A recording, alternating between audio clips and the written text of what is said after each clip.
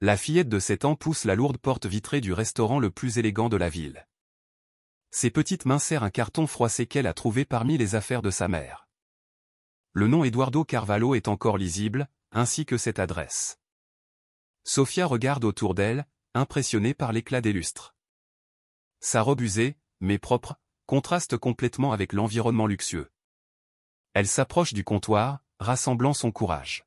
« S'il vous plaît, je cherche Eduardo Carvalho », murmure-t-elle à la réceptionniste occupée. Une voix irritée explose derrière elle. « Et, qu'est-ce que tu fais ici ?»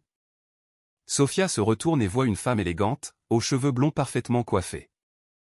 Béatrice, la gérante, regarde l'enfant avec impatience. Ce n'est pas un endroit pour les enfants seuls. Béatrice s'approche. « Où sont tes parents ? » « Je n'en ai pas. Je vis à l'orphelinat. » Sofia montre le carton. « J'ai trouvé ça dans les affaires de ma mère. » « Elle est morte et ton histoire ne m'intéresse pas, » interrompt Béatrice en prenant le carton. « Tu ne peux pas rester ici à déranger. » Sofia sent les larmes monter. « Je veux juste savoir s'il est là. » Béatrice perd patience. Elle attrape la robe de la petite fille pour la faire sortir, mais tire trop fort. Le vieux tissu se déchire, laissant l'épaule de Sofia découverte. « Regarde ce que tu as fait. » Sofia pleure, essayant de couvrir les déchirures. « C'était la seule que j'avais. »« Tu aurais dû y penser avant de venir ici, » répond Béatrice sans remords. Les clients commencent à regarder la scène, certains commentant à voix basse. Sofia se recroqueville, humiliée. C'est alors que Béatrice remarque quelque chose de brillant au poignet de l'enfant. Un bracelet doré, clairement précieux, attire son attention. « Attends. » Béatrice pointe le bijou. « C'est de l'or véritable, ça. Comment une fille d'orphelinat peut-elle avoir une chose pareille ?» Sofia cache instinctivement son bras. « Ma mère me l'a donné. »« Ta mère ?» Béatrice rit avec mépris. « Quelle mère d'orphelinat aurait un bracelet en or ? Tu as volé ça à quelqu'un ? » « Non, je ne vole rien, » proteste Sofia. Mais Béatrice avance déjà, déterminée à examiner ce bracelet de plus près. Sofia court autour des tables, essayant d'échapper à Béatrice. La petite fille est agile, mais Béatrice connaît chaque recoin du restaurant. « Viens ici, je vais bien voir ce bracelet. » Béatrice la poursuit, renversant une chaise sur son passage. « Ce n'est pas le mien !» crie Sofia, se cachant derrière un serveur nerveux. Les employés ne savent pas comment réagir. Certains clients se lèvent, gênés par la confusion. « Arrête ça !» Béatrice est rouge d'irritation. « Si tu n'as pas volé, pourquoi fuis-tu ? » « Parce que tu vas me le prendre. » répond Sofia entre deux sanglots. Béatrice réussit finalement à la coincer près de la cuisine. D'un mouvement rapide, elle attrape le bras de la petite fille. « Lâche-moi !» Sofia se débat, mais Béatrice est beaucoup plus forte. « Laisse-moi bien voir ce bracelet. » Béatrice force le poignet de l'enfant, examinant le bijou à la lumière. « C'est vraiment de l'or ? » Lourd, bien fait, clairement cher. Trop cher pour être au poignet d'une orpheline. « Je le savais. » s'exclame Béatrice. « Tu as volé ça à quelqu'un ? » Dis-moi à qui. Ma mère le portait toujours. Elle me l'a donné quand elle est tombée malade. Sofia pleure. Quelle mère, petite, tu es d'un orphelinat. Béatrice tire plus fort. Ce bracelet doit valoir une fortune. Sofia fait des efforts pour protéger son unique souvenir, mais Béatrice réussit à ouvrir le fermoir. Le bracelet glisse du petit poignet et tombe dans les mains de la femme. Rends-le-moi. Sofia tend les mains désespérées. Pas question. Je vais découvrir à qui tu as volé ça. Béatrice lève le bracelet, admirant son éclat. C'est à ce moment que des pas fermes descendent l'escalier. Eduardo Carvalho arrive de son bureau, attiré par la confusion qui perturbe le mouvement du restaurant. Béatrice, quel est ce bruit ? Sa voix résonne dans le salon. Béatrice se retourne rapidement, cachant le bracelet derrière son dos. Monsieur Eduardo, je résolvais juste un petit problème. Eduardo regarde Sofia, par terre, sa robe déchirée et son visage couvert de larmes. Puis il regarde Béatrice, visiblement agitée. Quel genre de problème implique de faire pleurer un enfant? Demande Eduardo en s'approchant. Béatrice hésite, tenant toujours le bracelet caché. Eduardo s'agenouille à côté de Sofia, qui essaie d'essuyer ses larmes avec ses mains sales. Et, petite, ça va? Sa voix est douce, très différente du ton qu'il a utilisé avec Béatrice. Sofia le regarde avec des yeux gonflés. Elle a pris mon bracelet, c'était celui de ma mère. Eduardo se tourne vers Béatrice. Quel bracelet, monsieur Eduardo?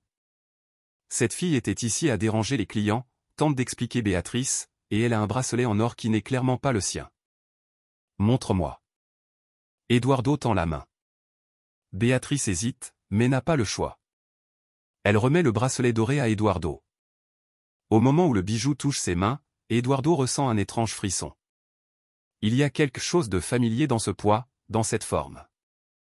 D'où as-tu tiré ça? Demande Eduardo à Sofia, examinant la pièce. Ma mère le portait toujours. Quand elle est tombée très malade, elle me l'a donné et m'a dit de ne jamais l'enlever. Sofia s'essuie le nez sur sa manche. Elle a dit que c'était important. Eduardo tourne le bracelet, cherchant une marque ou une gravure. Ses mains tremblent légèrement quand il trouve un petit loquet presque invisible. Je peux? Il montre le loquet à Sofia. La petite fille hoche la tête.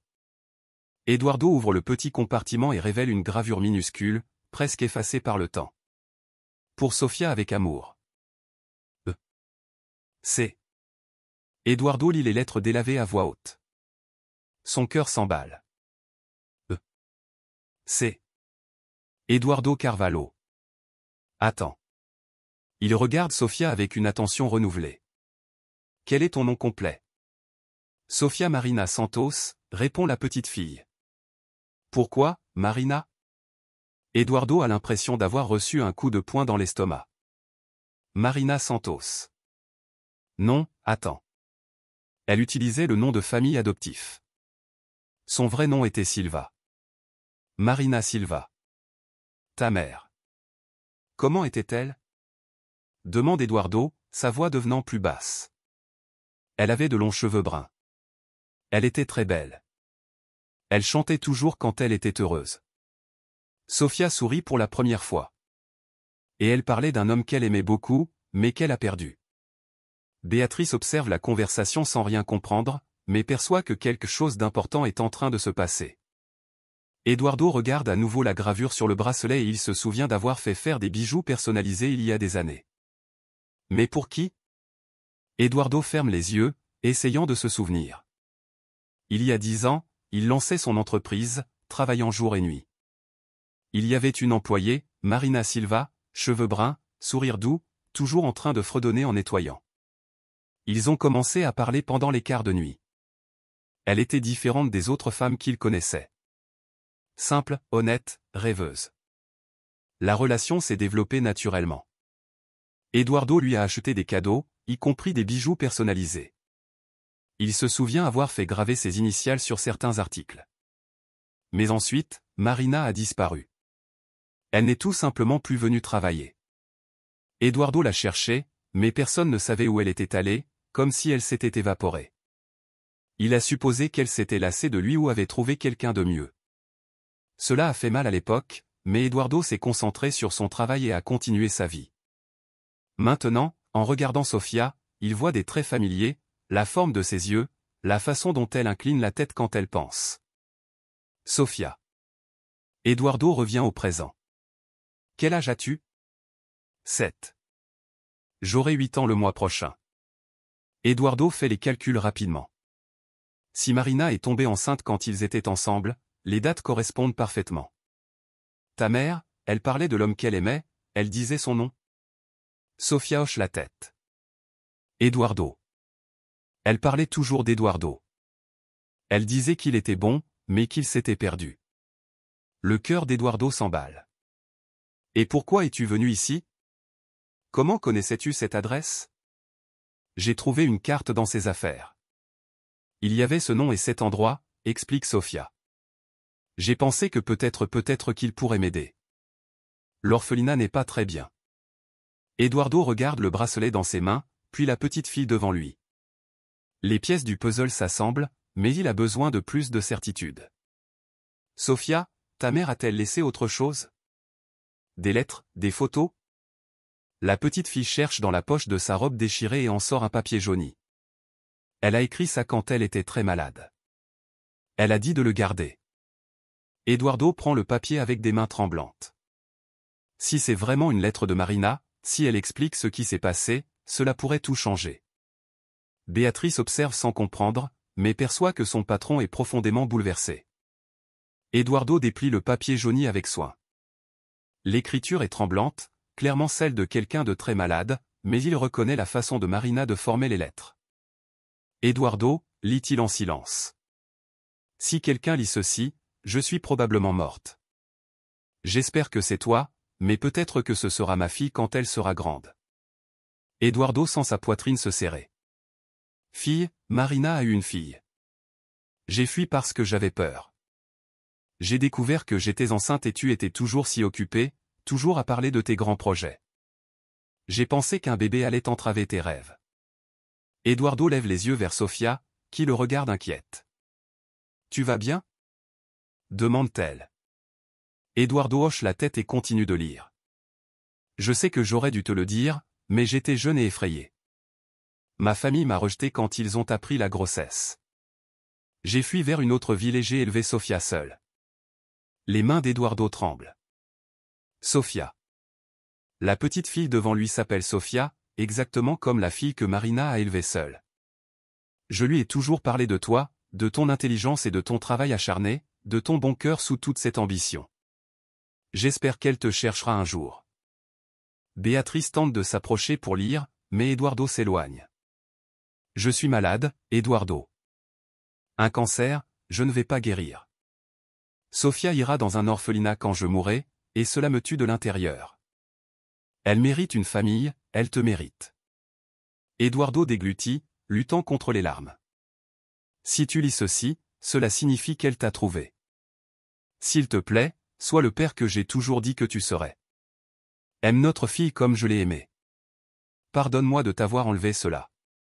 Marina. Eduardo termine la lettre et regarde Sofia, notre fille. Les mots résonnent dans son esprit. Qu'est-ce qui était écrit? Demande Sofia curieuse. Eduardo plie soigneusement la lettre.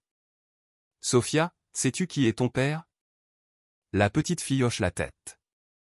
Maman disait qu'il était un homme très occupé, mais qu'il m'aimerait s'il me connaissait. Eduardo sent le monde s'arrêter. Sa fille. L'enfant dont il n'avait jamais connu l'existence est assise devant lui, orpheline et démunie.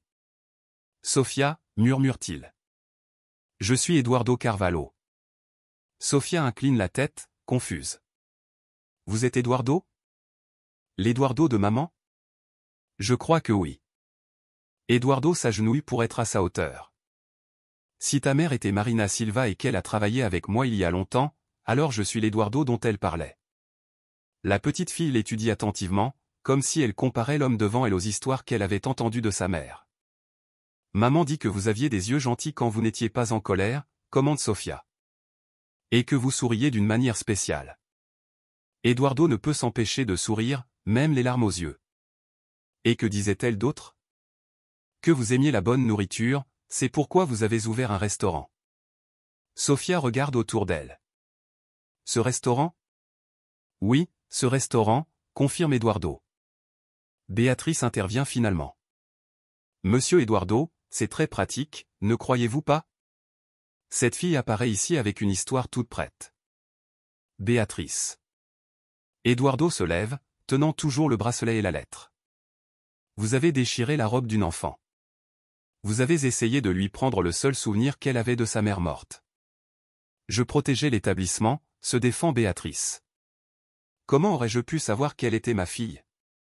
Complète Eduardo. Vous n'auriez pas pu le savoir, mais cela ne justifie pas de maltraiter un enfant. Sofia se lève aussi, essayant toujours de maintenir sa robe en place. Alors, vous êtes vraiment mon père? Eduardo la regarde, les yeux de Marina, la forme du visage dont il se souvient. L'âge qui correspond parfaitement à la dernière fois qu'il a vu Marina. Je crois que oui, répond-il honnêtement. Ta mère et moi, nous nous connaissions. Et tu as le bracelet que je lui ai donné. Je peux rester ici alors? Demande Sofia timidement. L'orphelinat n'est pas très bien. Les tantes sont méchantes et il y a peu de nourriture. Eduardo sent son cœur se briser. Sa fille vivant dans de mauvaises conditions pendant qu'il construisait un empire. Bien sûr que tu peux rester. Eduardo lui tend la main. Tu veux venir avec moi à la maison? Sofia hésite un instant, regardant Béatrice, visiblement irritée par toute la situation. Et elle? Sofia pointe Béatrice. Elle ne sera pas en colère? Eduardo regarde son ancienne gérante avec une expression dure. Elle ne travaille plus ici. Béatrice reste immobile, digérant ce qu'elle vient d'entendre. Licenciée? Après 3 ans de travail dans ce restaurant, en étant une employée dévouée? Monsieur Eduardo, ce n'est pas sérieux, balbutie-t-elle.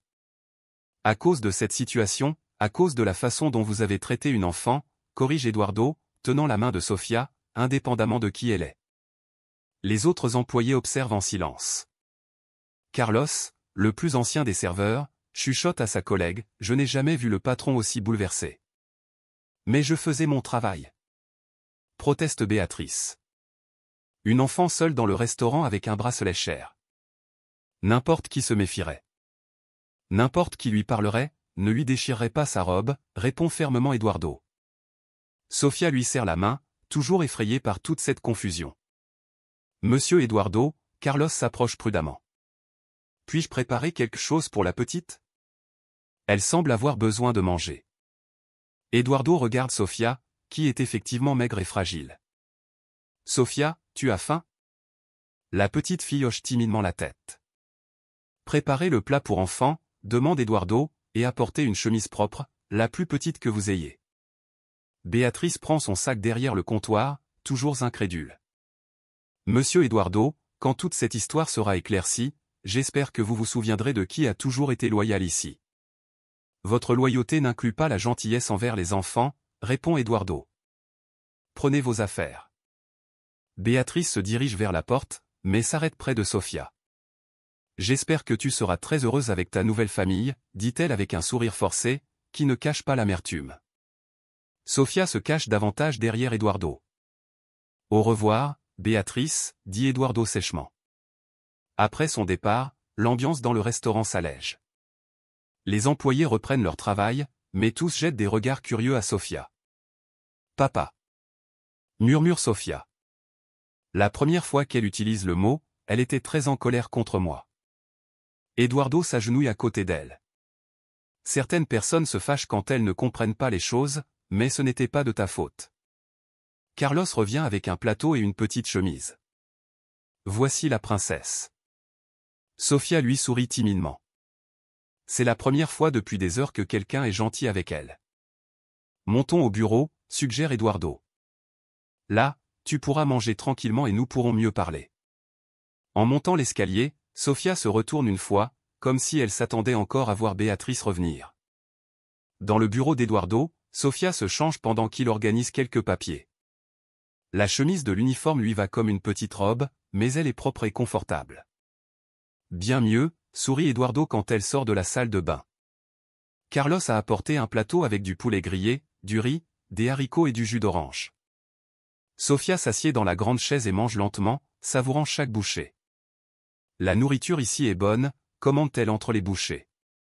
À l'orphelinat, ce n'est pas comme ça? Demande Eduardo, s'asseyant à côté d'elle. C'est de la nourriture normale, mais il y en a peu, alors il faut manger vite, explique Sofia naturellement. Et quand c'est fini, c'est fini. Eduardo ressent une pointe de tristesse. Sofia, raconte-moi ta mère. Étiez-vous heureuse? Le visage de la petite fille s'illumine. Maman était la personne la plus gentille du monde. Elle travaillait en nettoyant des maisons, mais revenait toujours avec quelque chose de bon à manger ensemble. Et elle parlait toujours de vous. Elle disait que vous étiez un homme bon, qui aimait la bonne nourriture et qui avait un restaurant. Sofia sourit. C'est pour ça que je savais que je devais chercher dans les restaurants. Eduardo est ému. Marina parlait de lui-même après si longtemps. Quand elle est tombée malade, ce fut rapide. Un jour, elle allait bien, puis elle a commencé à être très fatiguée. Les médecins ont dit qu'elle était très malade. Sofia arrête de manger un instant. Elle m'a emmené à l'orphelinat et a dit que ce n'était que jusqu'à ce qu'elle aille mieux. Et comment est là-bas? Il y a beaucoup d'enfants. Tante Elena est gentille, mais elle est fatiguée parce qu'il y a beaucoup de monde à s'occuper. La nourriture n'est pas mauvaise, juste peu. Sofia recommence à manger. Mais je me suis fait une amie, Maria. Elle a 8 ans. Tu voudrais revoir Maria? Bien sûr. Nous pouvons lui rendre visite. Il mange en silence un moment. Eduardo observe chaque geste de sa fille, essayant de récupérer les années perdues. Papa, l'appelle Sofia. Oui, je peux vraiment rester ici? Je veux vraiment que tu restes, mais peut-être que nous devons d'abord régler certaines choses. Quel genre de choses? Eduardo hésite. Comment expliquer la bureaucratie à une enfant de 7 ans? Des choses d'adultes, des papiers, des documents, rien de grave. Sofia hoche la tête, lui faisant confiance. D'accord, vous vous en occuperez. Eduardo espère pouvoir tenir cette promesse. Pendant qu'Eduardo et Sofia déjeunent, Béatrice est à la maison, ruminant son humiliation. Elle appelle sa sœur, Clarisse, une journaliste radio locale, se confiant sur ce qui s'est passé. Clarisse, tu ne vas pas croire. Eduardo m'a viré à cause d'une fille d'orphelinat qui est apparue là-bas. Comment ça? La fille avait un bracelet cher et a inventé une histoire selon laquelle elle serait sa fille, et il l'a cru. Béatrice, peut-être qu'elle l'est vraiment. Bien sûr que non. Je connais Eduardo depuis 3 ans.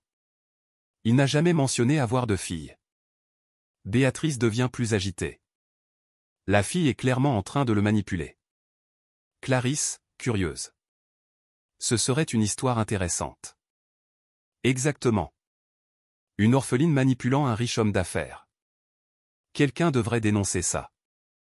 Clarisse hésite. Béatrice, tu es sûre? S'immiscer dans la vie d'un enfant est compliqué. Je suis sûr que cette fille ment. Quelques heures plus tard, l'histoire apparaît sur le site de la radio. Un homme d'affaires aurait été dupé par une mineure dans une prétendue escroquerie émotionnelle. La nouvelle est discrète au début, mais quelques personnes commencent à la partager. Cela ne devient pas viral immédiatement, mais plante une graine de doute. Au restaurant, Eduardo reçoit un appel de Marcos, son avocat. Eduardo, j'ai vu une étrange nouvelle à ton sujet. Est-ce vrai qu'une enfant est apparue en disant être ta fille? C'est vrai, Marcos, et je crois qu'elle est vraiment ma fille. Eduardo, c'est délicat. Si l'enfant est mineur sous la tutelle de l'État, comment ça? Les orphelins sont pupilles de l'État. Tu ne peux pas simplement prendre un enfant de l'orphelinat sans processus légal. Eduardo sent son estomac se glacer. Mais elle est venue seule et j'ai des preuves que je suis le père. Les preuves ne sont pas des documents légaux. Tu dois déposer une demande de garde, passer par une évaluation. Combien de temps cela prend-il? Quelques mois. Et pendant ce temps, l'enfant doit rester sous tutelle officielle. Eduardo regarde Sofia qui dessine à sa table, heureuse et insouciante. Marcos, j'ai besoin de ton aide. Comment puis-je accélérer ce processus? Je vais chercher. Mais, Eduardo, sois prudent. Si quelqu'un dénonce que tu es avec une mineure sans autorisation, qui ferait ça? N'importe qui, un voisin, un ancien employé, quelqu'un qui a vu la nouvelle? Eduardo raccroche, inquiet. Les complications ne font que commencer. Le lendemain, Eduardo emmène Sofia visiter sa maison. La petite fille est émerveillée par le manoir, surtout par le grand jardin et la piscine. Je peux nager? Demande-t-elle excitée. Bien sûr. Nous irons acheter des vêtements aujourd'hui. Il passe le lendemain à acheter des vêtements, des jouets et tout ce dont Sofia a besoin. La petite fille n'a jamais eu autant de choses neuves et Eduardo est ému de voir son bonheur. Plus tard dans l'après-midi, alors qu'ils rentrent chez eux, il y a une voiture de police devant la porte. Monsieur Eduardo Carvalho? Demande un policier. Oui, nous avons reçu une dénonciation selon laquelle vous êtes avec une mineure sans autorisation légale. Sofia se cache derrière Eduardo, effrayée. Officier, c'est ma fille. j'ai des preuves. Monsieur, indépendamment des preuves, si l'enfant est pupille de l'État, elle doit retourner sous tutelle officielle jusqu'à ce que le processus soit résolu. Processus? Demande de garde. Vous devez déposer la demande auprès du tribunal pour enfants. Eduardo sent son monde s'effondrer. Et combien de temps cela prend-il? Cela peut prendre quelques mois. Cela dépend de la documentation et de l'évaluation sociale. Sofia tire la chemise d'Eduardo. Papa, j'ai fait quelque chose de mal? Non, mon amour, tu n'as rien fait de mal. Le policier, percevant la situation délicate, s'abaisse à la hauteur de Sofia. Salut, princesse. Comment t'appelles-tu? Sofia Marina Santos.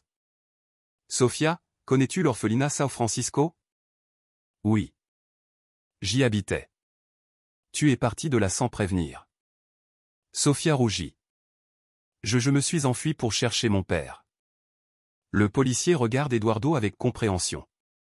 Monsieur, je comprends la situation, mais la loi est claire. L'enfant doit retourner. Puis-je l'emmener personnellement? Bien sûr. Et je vous conseille de consulter un avocat spécialisé en droit de l'enfance. Eduardo s'agenouille devant Sofia. Tu vas devoir retourner à l'orphelinat pendant quelques jours. Je ne veux pas, murmure Sofia les larmes aux yeux. C'est juste temporaire. Je vais tout régler et venir te chercher, je te le promets. Vous promettez vraiment? Je promets, dit Eduardo, priant pour pouvoir tenir sa promesse. Le policier attend patiemment pendant qu'Eduardo prend quelques vêtements neufs de Sofia. Monsieur, commente le policier à voix basse. Si elle est vraiment votre fille, tout ira bien. Ça prendra juste un peu de temps. Eduardo le remercie, mais c'est qu'un peu de temps peut être une éternité pour une enfant de 7 ans. Le chemin jusqu'à l'orphelinat est silencieux. Sofia regarde par la fenêtre, serrant la nouvelle poupée qu'Eduardo lui a achetée.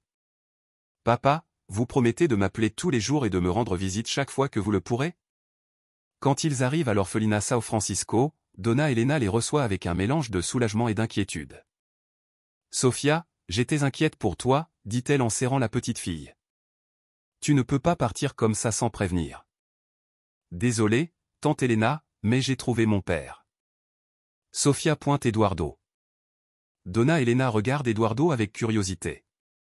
Monsieur Eduardo Carvalho, je crois être le père de Sofia. Je comprends. Nous allons parler dans mon bureau. Dans le bureau, Eduardo montre le bracelet et la lettre de Marina. Donna Helena examine tout attentivement. Ce sont des preuves intéressantes, monsieur Eduardo. Mais Sofia est arrivée ici sans aucune information sur son père. Sa mère est morte sans me dire qu'elle existait. Je ne l'ai découvert qu'aujourd'hui. Et comment Sofia vous a-t-elle trouvé? Elle avait une carte avec mon adresse. Elle s'est enfuie de l'orphelinat pour me chercher. Donna Helena soupire.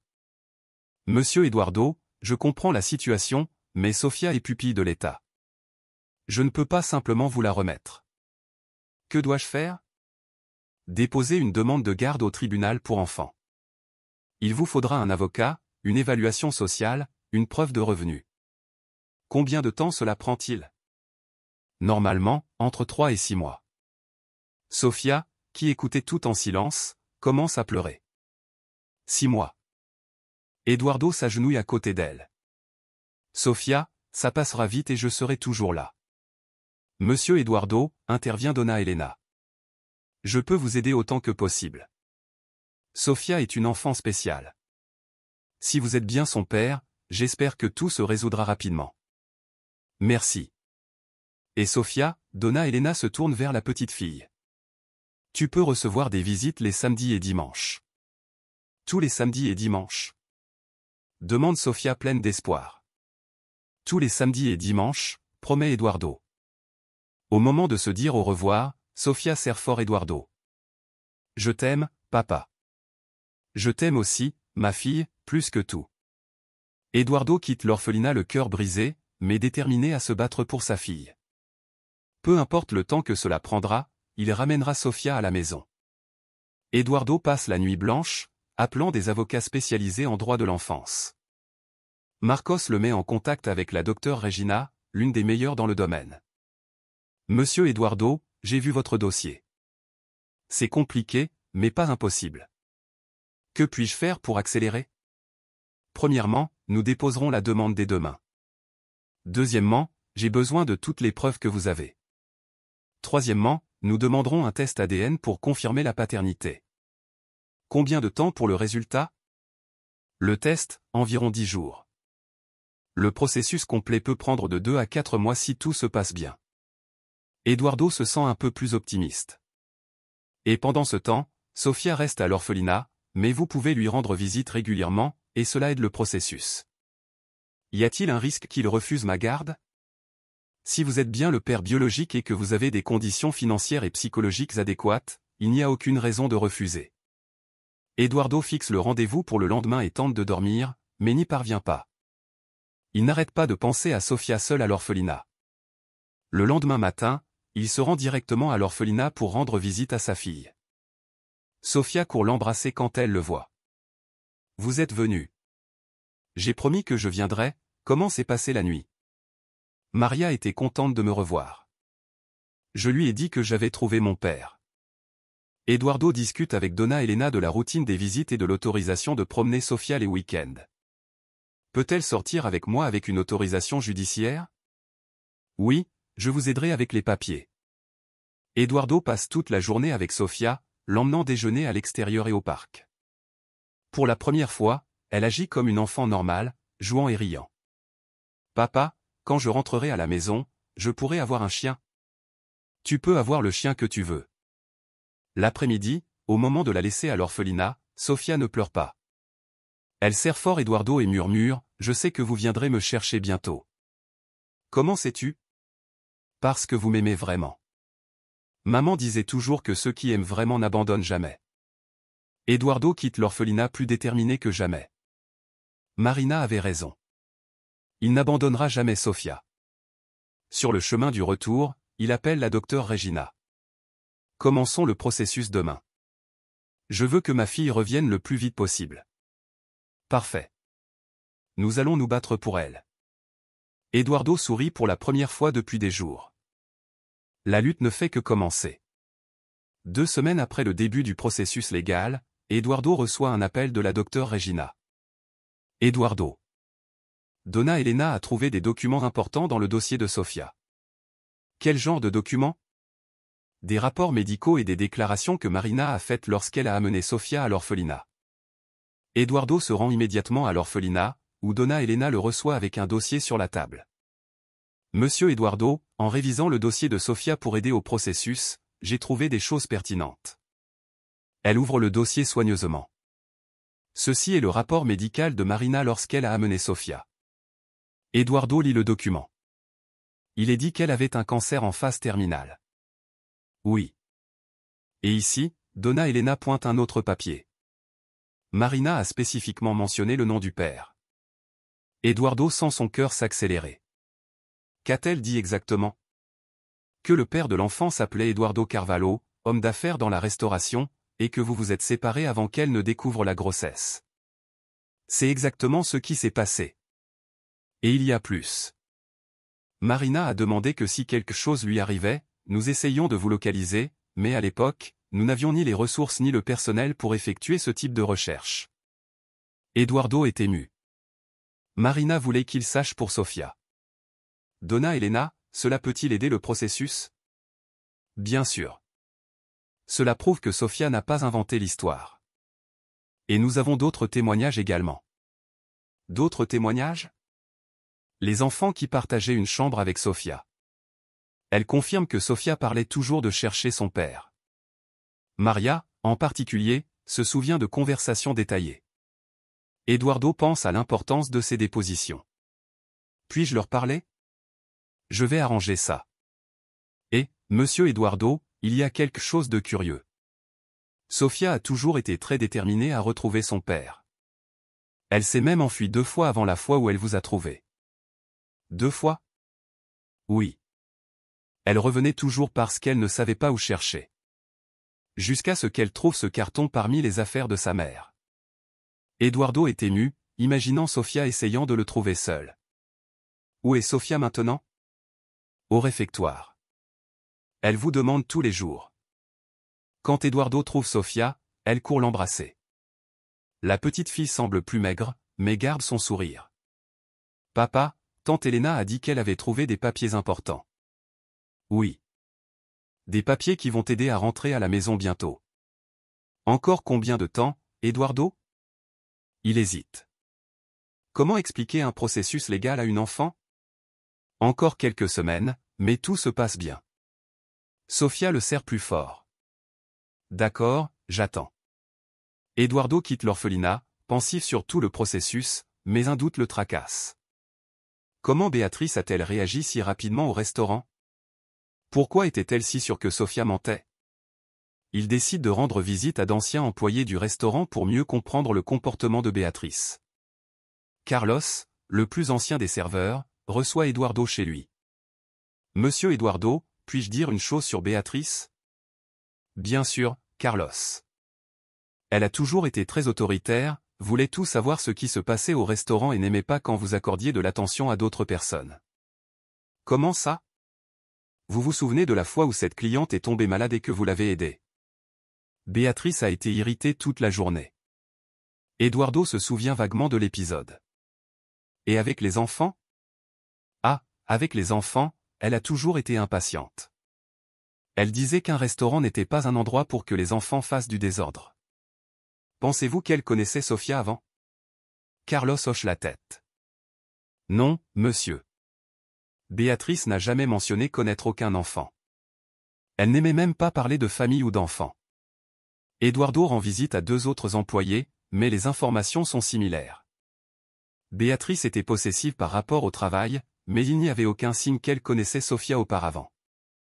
En fait, plus Eduardo enquête, plus il réalise que la réaction de Béatrice était exactement ce qu'il attendrait d'elle. Une gérante stricte protégeant l'établissement d'une enfant qui semblait causer des problèmes. Il appelle la docteure Regina. Docteur, en enquêtant mieux, je pense que Béatrice a agi par protectionnisme professionnel, et non parce qu'elle connaissait Sofia. Cela peut être bon ou mauvais pour notre cas. Comment ça? Si elle connaissait Sofia et a agi de mauvaise foi, ce serait une circonstance aggravante. Si elle a agi par zèle professionnel mal dirigé, c'est plus compréhensible. Et cela aide notre situation? Oui, car cela montre que la réaction initiale était basée sur les apparences, et non sur la connaissance de la vérité. Cela renforce l'argument selon lequel Sofia est une victime, pas une manipulatrice. Eduardo se sent soulagé. Et le processus? Comment ça avance? Eh bien, le test ADN sort la semaine prochaine. Avec les documents de l'orphelinat et les témoignages des autres enfants, nous construisons un dossier solide. Encore combien de temps? Si tout se passe bien, environ 2 mois pour l'audience finale. Eduardo soupire. 2 mois semblent une éternité, mais au moins il y a des progrès. Docteur Regina, puis-je faire quelque chose pour accélérer? Continuez d'être un père présent. Vos visites régulières montrent votre engagement. Une semaine plus tard, Eduardo reçoit l'appel qu'il attendait. Monsieur Carvalho, ici le laboratoire. Le résultat du test ADN est prêt. Eduardo sent son cœur s'emballer. Et quel est le résultat? 99,8% de compatibilité. Il n'y a aucun doute sur la paternité. Eduardo ferme les yeux, ressentant un immense soulagement. Officiellement, Sofia est sa fille. Il appelle immédiatement la docteure Regina. Docteur, l'ADN a confirmé 99,8%. Parfait. Cela change tout. Maintenant, c'est une question de formalité légale. Puis-je le dire à Sofia? Oui, et vous pouvez dire que le processus va beaucoup s'accélérer maintenant. Eduardo se rend directement à l'orphelinat. Sofia joue dans la cour quand elle le voit arriver. Papa, vous êtes différent aujourd'hui. Comment ça différent? Vous souriez d'une façon que vous ne faisiez pas avant. Eduardo s'agenouille à sa hauteur. Sofia, tu te souviens que nous avons fait un examen pour prouver que nous sommes père et fille? Je me souviens. Ça a fait un peu mal. Le résultat est arrivé. Et il prouve que tu es vraiment ma fille. Sofia incline la tête. Mais je le savais déjà. Eduardo rit. Je le savais aussi, Mais maintenant le juge le sait aussi. Et ça veut dire quoi? Que très bientôt tu pourras rentrer à la maison pour toujours. Sophia saute de joie. Combien de temps est très bientôt? Très bientôt, quelques semaines, peut-être un mois. Je peux le dire à Maria? Tu peux le dire à qui tu veux. Sophia s'enfuit en courant pour annoncer la nouvelle à son ami. Eduardo observe sa fille jouer et ressent une paix qu'il n'avait pas ressentie depuis des années. Donna Elena s'approche. Bonne nouvelle? Les meilleures possibles. Monsieur Eduardo, puis-je dire une chose? Sophia a beaucoup changé depuis votre apparition. Comment ça? Elle a toujours été une enfant triste, même si elle était joyeuse à l'extérieur. Maintenant, elle a une lumière dans les yeux qu'elle n'avait pas avant. Eduardo est ému. Elle a aussi complètement changé ma vie. C'est beau à voir. Un enfant a besoin de quelqu'un qui l'aime inconditionnellement. Donna Elena, quand Sophia partira d'ici, pensez-vous que nous pourrons rester en contact? Elle vous aime beaucoup. Bien sûr. Et j'espère que vous viendrez toujours. Sophia sera notre histoire de succès. Eduardo passe le reste de l'après-midi à jouer avec Sophia et à parler aux autres enfants. Pour la première fois depuis qu'il l'a trouvée, il sent que tout va bien se passer. Avec le résultat positif de l'ADN, Eduardo décide de commencer à préparer la maison pour l'arrivée définitive de Sophia. Il emmène la petite fille choisir comment elle veut décorer sa chambre. Je peux choisir la couleur du mur? Demande Sophia excitée. Tu peux tout choisir. C'est ta chambre. Il passe tout le samedi à acheter des meubles, de la décoration et des vêtements. Sophia n'a jamais eu autant d'options dans sa vie et est émerveillée par chaque choix. Papa, je peux avoir un lit avec des tiroirs en dessous? Tu peux avoir le lit que tu veux. Et je peux avoir une table pour dessiner? Bien sûr. Tu aimes dessiner? J'aime beaucoup. À l'orphelinat, il n'y a pas assez de papier, alors je dessine peu. Eduardo prend une note mentale pour acheter tout le matériel d'art que Sophia pourrait désirer. Dans le magasin de jouets, Sophia s'arrête devant les ours en peluche. Lequel veux-tu? Demande Eduardo. Je peux en choisir un pour Maria aussi? Eduardo sourit. Tu peux en choisir pour toutes tes amies de l'orphelinat. Sophia choisit 5 ours en peluche différents, un pour chaque ami spécial. Sur le chemin du retour à l'orphelinat, Sophia devient plus silencieuse. Tout va bien? Demande Eduardo. Papa, quand j'irai vivre avec vous, les autres enfants seront tristes? Pourquoi penses-tu ça? Parce que j'aurai une famille et elles non. Eduardo arrête la voiture et regarde Sophia. Même à seulement 7 ans, elle pense déjà aux autres. Sophia, tu t'inquiètes pour tes amis? Oui. Maria n'a jamais connu ses parents et Anna a pleuré quand la famille qui allait l'adopter a renoncé. Et que voudrais-tu faire pour les aider? Sophia réfléchit un instant. Je peux leur rendre visite souvent et peut-être apporter des jouets et de la bonne nourriture? Non seulement tu peux, mais tu dois. Et tu sais ce que nous pouvons faire d'autre? Quoi? Nous pouvons aider l'orphelinat, acheter des choses dont elles ont besoin, améliorer la nourriture. Les yeux de Sophia s'illuminent. Nous pouvons vraiment? Nous pouvons. Quand tu viendras vivre avec moi, nous ferons un projet ensemble pour aider tes amis. Sophia serre fort Eduardo. Vous êtes le meilleur papa du monde. Et tu es la meilleure fille du monde. Quand ils arrivent à l'orphelinat, Sophia distribue les ours à ses amis et raconte ses projets d'aider l'endroit. Donna Elena tire Eduardo à part. Monsieur Eduardo, la gentillesse de Sophia est incroyable. Vous l'avez très bien élevée. Elle a hérité ça de sa mère. Marina pensait toujours aux autres en premier. Le lundi suivant, Eduardo reçoit un appel inattendu de la docteure Regina. Eduardo, nous avons un problème. Quel genre de problème? Le procureur veut poser quelques questions supplémentaires sur le dossier. Eduardo sent son estomac se glacer. Pourquoi? Il a reçu une dénonciation anonyme remettant en question la légitimité du processus. Dénonciation anonyme sur quoi? Quelqu'un a suggéré qu'il pourrait y avoir un intérêt financier en jeu, puisque vous êtes un homme d'affaires prospère. Eduardo est indigné. Intérêt financier? Sophia n'a aucun héritage à recevoir. Je sais, Mais nous devons répondre officiellement aux questions. C'est juste une procédure, et cela retardera le processus d'environ 2 semaines. Ce n'est rien de grave, juste de la bureaucratie supplémentaire. Eduardo raccroche, inquiet. Qui ferait une dénonciation anonyme et pourquoi? Il décide de ne pas parler du retard à Sofia pour ne pas la laisser s'inquiéter. Le samedi, lors de la visite, Sofia remarque qu'il est différent. « Papa, vous êtes triste ?» « Je ne suis pas triste, juste pensif. C'est à propos de mon retour à la maison. » Eduardo hésite. Comment mentir à ses yeux confiants? Sofia, peut-être que ça prendra encore quelques semaines de plus que ce que je pensais. Le visage de Sofia se ferme. Des semaines? Juste un petit peu plus. Certaines personnes posent des questions au juge et il doit répondre à tout. Quel genre de questions? Des questions pour savoir si je vais bien prendre soin de toi, si j'ai les moyens. Sofia devient pensive. Il pense que vous ne prendrez pas bien soin de moi? Certaines personnes posent toujours des questions. C'est normal. Mais vous prendrez bien soin de moi, n'est-ce pas? Eduardo la serre fort dans ses bras. Je prendrai soin de toi mieux que quiconque au monde. Alors ils verront que vous êtes un bon père.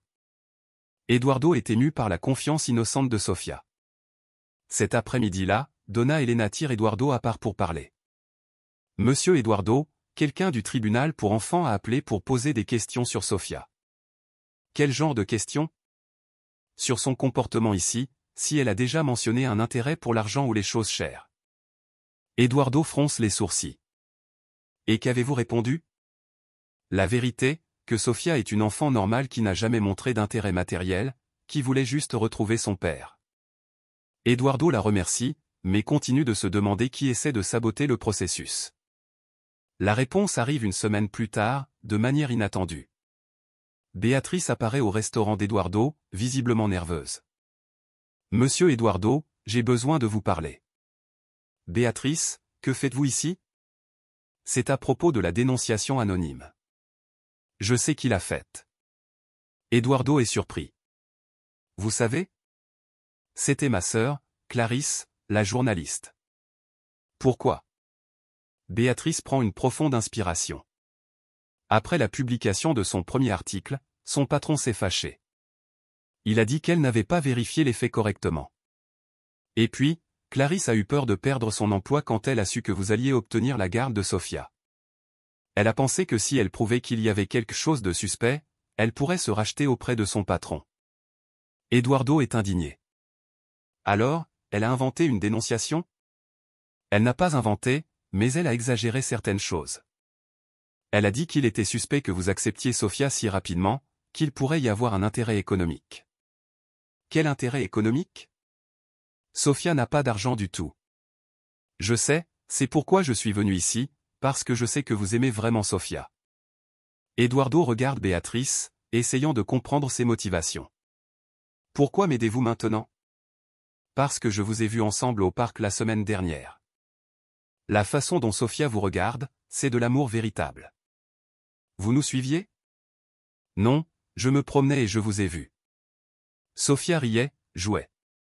Je n'ai jamais vu une enfant aussi heureuse. Eduardo ressent un mélange de colère et de soulagement. Béatrice, votre sœur peut-elle annuler la dénonciation? Elle l'a déjà annulée. Hier, elle a appelé le procureur, expliquant que c'était un malentendu. Et cela résout le problème? Ça devrait. La docteure Regina ne vous a pas encore appelé? Comme par magie, le téléphone d'Eduardo sonne. C'est la docteure Regina. Eduardo, bonne nouvelle. La dénonciation a été retirée.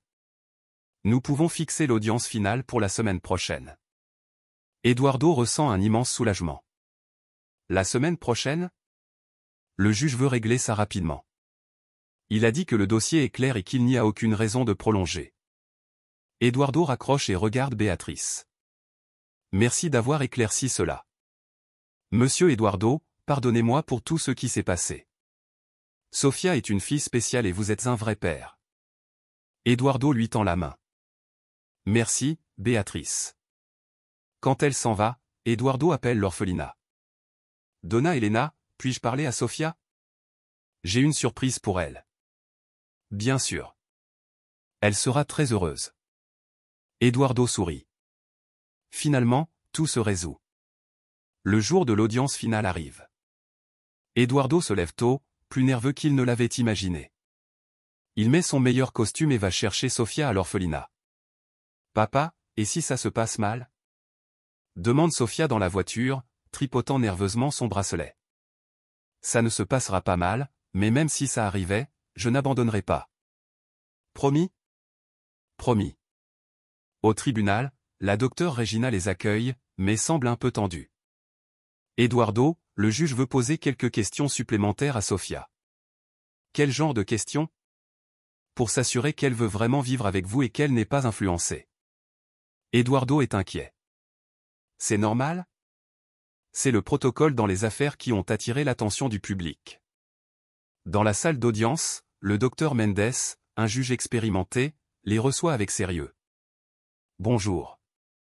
Nous allons finaliser le processus de garde de Sofia Marina Santos. La docteure Regina présente toute la documentation, y compris le test ADN positif. Excellence, nous avons des preuves sans équivoque de la paternité et du désir mutuel de constituer une famille. Le juge examine les papiers attentivement. Monsieur Carvalho, êtes-vous prêt à assumer les responsabilités légales et financières? Complètement, Excellence. Et émotionnellement? Être un père célibataire d'un enfant qui a subi un traumatisme? Eduardo hésite légèrement. J'apprends tous les jours, mais j'aime Sofia et je ferai tout pour elle. Le juge se tourne vers Sofia. Sofia, je vais te poser quelques questions juste pour toi. D'accord? Sofia hoche la tête, nerveuse. Tu veux vivre avec Monsieur Eduardo parce qu'il a de l'argent? Non, monsieur. Je veux vivre avec lui parce qu'il est mon père. Comment sais-tu qu'il est ton père? Parce que ma mère parlait toujours de lui et parce que Sofia s'arrête, cherchant ses mots. Parce que quand il est prêt, je ne me sens pas seul. Et si je dis que tu peux choisir n'importe quelle famille pour vivre, tu le choisirais quand même? Sofia regarde Eduardo puis le juge. Oui, monsieur. Il est mon vrai père. Le juge note quelque chose. Dernière question. Si vous vous disputez un jour, voudrez-vous quitter la maison? Tout le monde se dispute parfois, répond Sofia, mais la famille n'abandonne jamais l'un l'autre. Le juge sourit pour la première fois. Monsieur Carvalho, vous avez une fille très sage. Elle m'apprend tous les jours. J'accorde la garde définitive. Sofia, bienvenue dans votre nouvelle famille officielle. Les premières semaines à la maison ne sont pas aussi faciles qu'Eduardo l'avait imaginé. Sofia se réveille plusieurs fois pendant la nuit, appelant sa mère. Eduardo apprend à la consoler, chantant les chansons que Marina chantait. Papa, pourquoi je n'arrive pas à arrêter de rêver de ma mère? Demande Sofia un matin après une autre nuit difficile. Parce que tu lui manques, c'est normal, mais je suis heureuse ici, pourquoi suis-je encore triste? Eduardo s'assied à côté d'elle sur le lit. Sofia, on peut être heureux et triste en même temps. Tu peux aimer notre nouvelle vie et toujours regretter ta mère. Je peux? Bien sûr. Elle me manque aussi. L'adaptation à l'école apporte également des défis. Sofia est en retard dans certaines matières. Et certains enfants posent des questions curieuses sur le fait qu'elle ait vécu à l'orphelinat. Papa, Camilla m'a demandé si j'étais une vraie orpheline, raconte Sofia un jour. Et qu'as-tu répondu? Que j'avais un père, je ne savais juste pas où il était. Eduardo est fier de la réponse intelligente, mais tout n'est pas rose. Sofia a du mal avec les règles et les routines, habituée à la liberté relative de l'orphelinat. Pourquoi dois-je faire mon lit tous les jours? Se plaint-elle. Parce que maintenant tu as une chambre rien qu'à toi. Et prendre soin de nos affaires est important. À l'orphelinat, personne ne faisait son lit. Mais ici, c'est notre maison. Et dans notre maison, on prend soin de tout avec amour. Eduardo fait aussi des erreurs. Un jour, il s'impatiente quand Sofia met trop de temps à s'habiller pour l'école. Sofia, tu vas être en retard. Je ne sais pas quelle tenue choisir, répond-elle, commençant à pleurer. Eduardo réalise qu'elle n'est pas encore habituée à avoir autant d'options. À l'orphelinat, il y avait peu de choix. Excuse-moi d'avoir crié. Il s'agenouille à côté d'elle. Et si nous choisissions la tenue ensemble? Vous n'êtes pas fâché contre moi? Je ne suis pas fâché, j'étais juste inquiet, mais ça n'excuse pas de crier. À l'orphelinat, quand les tantes criaient, elle restait fâchée longtemps. Eduardo comprend mieux les peurs de Sofia. Sofia, si je me fâche un jour et tous les pères le font parfois, cela ne veut pas dire que je ne t'aime pas. Promis? Je promets. Rien de ce que tu feras ne me fera cesser de t'aimer. Sofia le serre fort. J'apprends à être une fille et j'apprends à être un père. 3 mois après le déménagement, Sofia demande à visiter l'orphelinat. Eduardo accepte, mais est nerveux. Et si elle voulait revenir? Papa, pourquoi êtes-vous si silencieux? Demande Sofia en chemin. Je réfléchis juste. À quoi? Eduardo décide d'être honnête. J'ai peur que tu regrettes l'orphelinat et que tu veuilles revenir. Sofia est surprise. Pourquoi voudrais-je revenir? Parce que là-bas, il y avait tes amis, ta routine connue. Papa, l'orphelinat était l'endroit où je vivais, mais notre maison est l'endroit où j'appartiens. Eduardo se sent soulagé. À l'orphelinat, l'accueil est chaleureux. Les enfants courent embrasser Sofia, qui raconte avec enthousiasme sa nouvelle école et sa vie avec son père. Sofia a grandi, observe Maria, et est plus heureuse. Donna Elena commente à Eduardo. Elle a beaucoup changé. Comment ça? Elle est plus sûre d'elle, moins anxieuse. À l'orphelinat, elle semblait toujours chercher quelque chose. Et maintenant? Maintenant, elle semble avoir trouvé. Sofia joue avec ses amis dans la cour, mais Eduardo remarque qu'elle ne se mêle pas comme avant. Non pas parce qu'elle est arrogante, mais parce qu'elle a vraiment changé de monde. Tante Elena, Sofia s'approche. Je peux apporter des jouets lors de ma prochaine visite? Bien sûr, ma chérie. Et des bonbons? Tu peux apporter ce que tu veux. Plus tard, dans la voiture, Sofia est pensive. Qu'est-ce qu'il y a? Demande Eduardo. C'est étrange d'y retourner. Étrange comment? Ce n'est pas mauvais, mais ce n'est plus ma place. Eduardo comprend. Tu as grandi, Sofia. C'est normal. Les filles sont toujours mes amies? Elles le seront toujours, mais maintenant vous avez des vies différentes. Je peux continuer à leur rendre visite? Bien sûr, mais sans obligation, quand tu veux. Papa, je peux dire une chose? Toujours. J'aime visiter l'orphelinat, mais j'aime encore plus rentrer à la maison avec vous. Eduardo sourit. J'aime aussi rentrer à la maison avec toi. Sais-tu pourquoi? Pourquoi? Parce que la maison n'est pas un lieu, c'est une personne, et tu es ma maison. Eduardo doit arrêter la voiture car ses yeux s'embuent d'émotion. Sofia, tu es aussi ma maison. Ils s'embrassent dans la voiture, père et fille, qui se sont trouvés contre toute attente et sont maintenant une vraie famille. Papa, oui, pouvons-nous passer au supermarché? Je veux acheter du chocolat pour faire du brigadeiro. Pourquoi faire? Pour fêter que nous sommes une famille. Eduardo rit. Nous allons faire le meilleur brigadeiro du monde. 6 mois après l'audience, Eduardo et Sofia sont au centre commercial pour acheter des vêtements pour elle quand ils rencontrent Béatrice par hasard. Sofia se cache instinctivement derrière Eduardo. Papa, c'est elle. Béatrice s'approche, hésitante. Monsieur Eduardo. Sofia. Béatrice, Eduardo la salue poliment. Sofia, vous allez bien? Demande Béatrice, sincèrement curieuse. Sofia regarde Eduardo, qui hoche la tête, l'encourageant. Je vais bien, répond Sofia doucement. Tant mieux. Je pense à vous parfois. Eduardo remarque que Béatrice semble différente, plus humble, moins arrogante. Comment allez-vous, Béatrice? Bien, j'ai trouvé un emploi dans une entreprise plus petite et, elle hésite, j'ai commencé à faire du bénévolat. Quel genre de travail? Dans une crèche du quartier où j'habite, j'aide avec les enfants. Sofia la regarde avec curiosité. Vous aimez les enfants maintenant? Béatrice rougit. J'ai toujours aimé. Juste que je ne savais pas comment le montrer. Et comment avez-vous appris? En voyant comment mon erreur vous a blessé et en voyant comment l'amour de votre père vous a rendue heureuse, Eduardo est surpris par sa sincérité. Béatrice, merci d'avoir dit ça. Monsieur Eduardo, puis-je demander quelque chose? Quoi? Puis-je m'excuser auprès de Sofia, sincèrement? Eduardo regarde Sofia, qui hoche la tête. Béatrice s'agenouille à la hauteur de Sofia. Sofia, je suis désolé de t'avoir maltraité. Tu étais une petite fille effrayée cherchant son père et j'ai été cruel avec toi. Pourquoi avez-vous été cruel?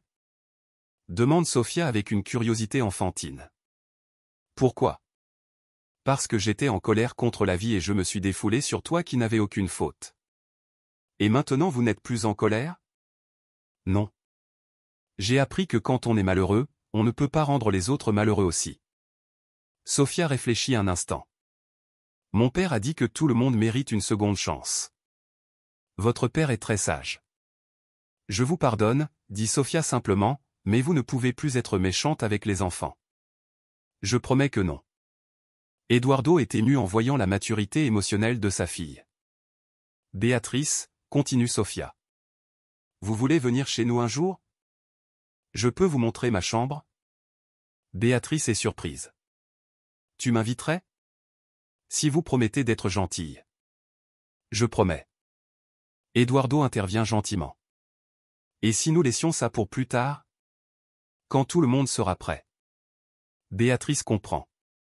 Bien sûr. Merci, Sofia, de me pardonner.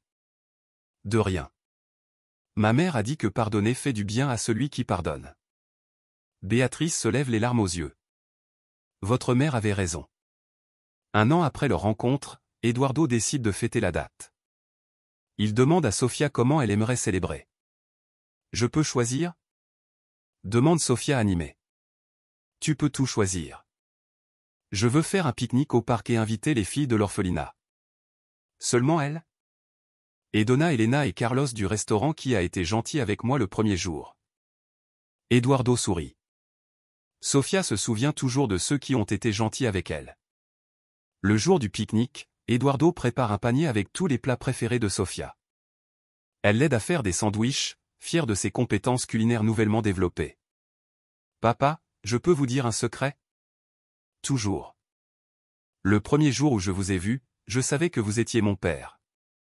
Comment savais-tu? Parce que vous m'avez regardé comme ma mère disait que mon père me regarderait, avec amour au premier regard. Eduardo est ému. J'ai su que tu étais ma fille quand j'ai vu tes yeux. Ils sont pareils à ceux de ta mère. Au parc, Maria et les autres filles de l'orphelinat courent jouer. Donna et Elena discutent avec Eduardo de la façon dont Sofia a changé. Elle a beaucoup mûri cette année, mais n'a pas perdu son essence. Eduardo l'observe, voyant Sofia enseigner un nouveau jeu à ses amis.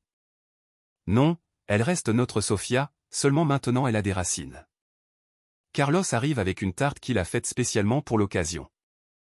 Pour la princesse du restaurant. Plaisante-t-il. Sofia court l'embrasser. Carlos, vous êtes venu. Je n'aurais manqué ça pour rien au monde.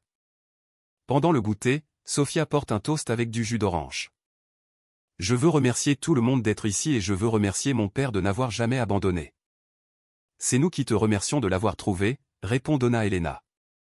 Et de nous avoir appris que la famille n'est pas seulement celle qui naît ensemble, ajoute Maria avec la sagesse de ses 8 ans.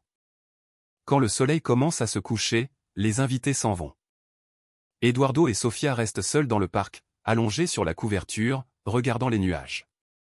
Papa, que demandez-vous aux étoiles? Je demande à avoir de nombreuses années avec toi. Et vous? Je demande à ma mère de savoir que nous sommes heureux. Je suis sûr qu'elle le sait. Sofia se blottit dans le bras d'Eduardo. Papa. Oui. Merci de m'avoir trouvé. Merci à toi de m'avoir cherché. Ils rentrent chez eux main dans la main, une famille que le destin avait séparée et que l'amour a réunie. 2 ans après leur première rencontre, Eduardo et Sofia ont une routine établie et heureuse.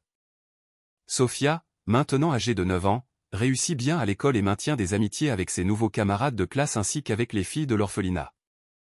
Papa, la maîtresse a dit que je pouvais participer à la foire scientifique, annonce Sofia au petit déjeuner. Quel projet veux-tu faire? Quelque chose sur la façon dont les plantes poussent mieux avec de l'affection, comme les gens. Eduardo sourit. Sofia trouve toujours des métaphores humaines dans tout. Et je peux t'aider? Je veux le faire seul, mais tu peux m'encourager. Eduardo est fier de l'indépendance croissante de sa fille. Ce même jour, ils reçoivent une visite inattendue. Béatrice apparaît à la porte, nerveuse mais déterminée. Désolé de me présenter sans prévenir. J'ai apporté quelque chose pour Sofia. C'est un album photo que j'ai monté. Avec des images de l'orphelinat, des enfants, et même une photo de Marina que j'ai obtenue de Donna Elena, pour que tu n'oublies pas d'où tu viens, explique Béatrice. Sofia feuillette l'album, émue. Merci, Béatrice. C'est magnifique. Béatrice, dit Eduardo, voulez-vous prendre un café avec nous? Bien sûr. Pendant le café, Béatrice raconte son travail à la crèche et comment elle apprend à être patiente avec les enfants. Savez-vous ce que j'ai appris de vous? Demande-t-elle. Quoi? Sofia répond. Que l'amour véritable ne se presse pas. Il attend, il lutte et il trouve toujours un chemin. Sofia sourit comme mon père m'a trouvé. Exact. Après le départ de Béatrice, Sofia regarde l'album. Papa, je peux dire une chose? Toujours. J'aime notre vie, mais parfois il me manque d'être juste nous deux. Comme au début. Eduardo comprend. Tu veux dire que grandir, c'est compliqué? Oui, maintenant il y a l'école, les amis, les responsabilités, mais tu préfères comment c'était avant. Sofia réfléchit attentivement. Non. J'aime grandir avec vous. Je voulais juste que ça ne finisse jamais. Ça ne finira jamais, Sofia. Même quand tu grandiras et auras ta propre famille, tu seras toujours ma fille. Et vous serez toujours mon père? Pour toujours. Sofia serre fort Eduardo. Papa, oui. Je pense que ma mère serait fière de nous. Pourquoi? Parce que nous avons appris que la famille est celle qui reste, pas celle qui part. Eduardo sent les larmes monter aux yeux. Ta mère serait très fière de toi, surtout. Pourquoi? Parce que tu as son cœur, mais le courage que je n'ai jamais eu. Quel courage? Le courage de ne jamais abandonner l'amour. Parfois, nous perdons des personnes importantes, mais l'amour véritable trouve toujours un chemin de retour. Et quand nous trouvons notre famille, nous apprenons que le plus grand trésor n'est pas ce que nous avons, mais avec qui nous le partageons.